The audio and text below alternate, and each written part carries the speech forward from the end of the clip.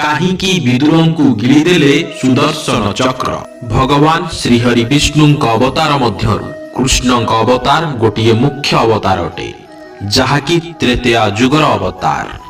ଏହି ଅବତାରରେ ଭଗବାନ ବିଷ୍ଣୁଙ୍କର ଅନେକ ଭକ୍ତ ଥିଲେ, କିନ୍ତୁ ଏହି ଭକ୍ତମାନଙ୍କ ମଧ୍ୟରୁ ଜଣେ ପରମ ଭକ୍ତ ହେଉଛନ୍ତି ମହାତ୍ମା ବିଦୁର, ଯିଏକି କୌରବମାନଙ୍କ ପକ୍ଷରେ ରହି ମଧ୍ୟ ପାଣ୍ଡବଙ୍କୁ ଖୁବ୍ ଭଲ ପାଉଥିଲେ। ମହାଭାରତ କାଳରେ ତାଙ୍କର ଭୂମିକା ଅତ୍ୟନ୍ତ ଗୁରୁତ୍ୱପୂର୍ଣ୍ଣ ଥିଲା।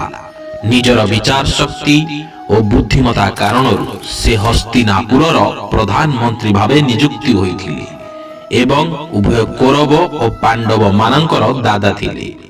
ଏତେ ମହତ୍ୱପୂର୍ଣ୍ଣ ଭୂମିକାରେ ଥାଇ ମଧ୍ୟ ବିଦୁର ମହାଭାରତରେ ନିଜର କୌଣସି ଅସ୍ତିତ୍ୱ ରଖିପାରିଲେ ନାହିଁ।